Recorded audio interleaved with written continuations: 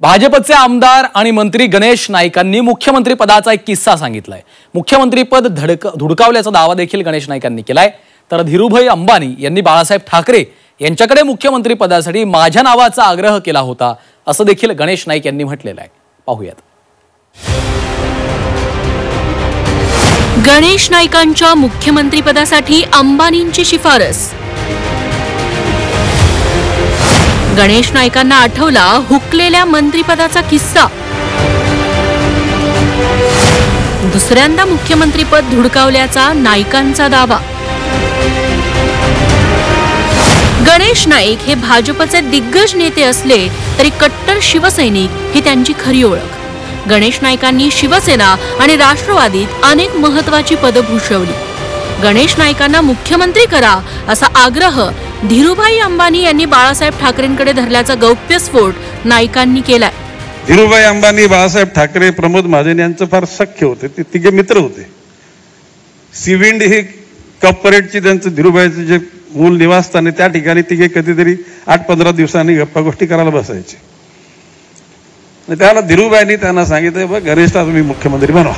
धीरूभाई अंबानींनी केलेली शिफारस बहुतेक कामी आली नाही, पण बाळासाहेबांच्या त्या अप्रत्यक्ष नकारामुळे दुखावल्याचं गणेश नाईकांनी सांगितलं।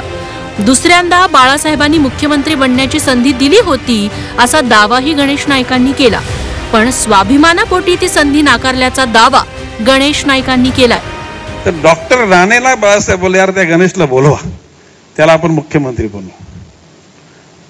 मी त्याला काय बोललो की आमची ज्या जमातीमधून मी आहे ती जमात अशी आहे की चंदनाच्या पाटावरून चांदीच्या ताटावरून एकदा उठलो ना का पुन्हा बसणं नाही। स्वाभिमान आमच्या रगारागात आहे। 1995च्या निवडणुकीपूर्वीच्या घडामोडींना गणेश नाईकांनी उजाळा दिला। त्यावेळी झालेल्या हालचालींचाही घटनाक्रम त्यांनी सांगितला। गणेश नाईकांचं नाव मुख्यमंत्रीपदाच्या शर्यतीत आल्याचं त्यावेळी मनोहर जोशींना जेव्हा कळलं तेव्हा त्यांनी आपल्याला बोलावून अंदाज घेतल्याचा किस्साही गणेश नाईकांनी सांगितला। मला मनोहर जोशी बोलतात, गणेश मुख्यमंत्री कोण होईल? तर म्हटलं, जर का 145 परत गेलं तर उद्धव ठाकरे मुख्यमंत्री होईल, आणि जर का 144 परत आला तर मग सुधीर भाऊ जोशीला चान्स आहे, आणि त्याच्यात जर 10-15 शॉर्टफॉल आला तर बाकी तुम्हाला चान्स आहे। आणि घडलं तसंच। गणेश नाईकांनी 1996ला शिवसेना सोडली। गणेश नाईकांनी 1999ला शिवशक्ती हा पक्ष काढला।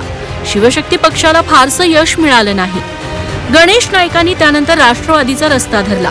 शरद पवारांनी गणेश नाईकांना मंत्रीपद दिलं। मुलगा संजीव नाईकांना खासदारकी दिली। 2014च्या विधानसभा निवडणुकीत मंदा म्हात्रेंनी गणेश नाईकांचा पराभव केला। पुढे 2019च्या सुमाराला त्यांनी भाजपत प्रवेश केला। भाजपमध्ये त्यांना पुन्हा ताकद देण्यात आली। यावेळी त्यांना वनमंत्रीपद देण्यात आले। मंत्रीपद मिळाल्यानंतर त्यांनी एकनाथ शिंदेंना वेगवेगळ्या पद्धतीनं आव्हान द्यायला सुरुवात केली आहे। गणेश नाईकांना ती संधी पुन्हा मिळण्याची शक्यता कमी असली तरी नाईकांच्या पंखात भाजपनं आता राजकीय ताकदीचं बळ भरलंय हे मात्र नक्की। स्वाती नाईकसह ब्युरो रिपोर्ट, झी 24 तास, नवी मुंबई।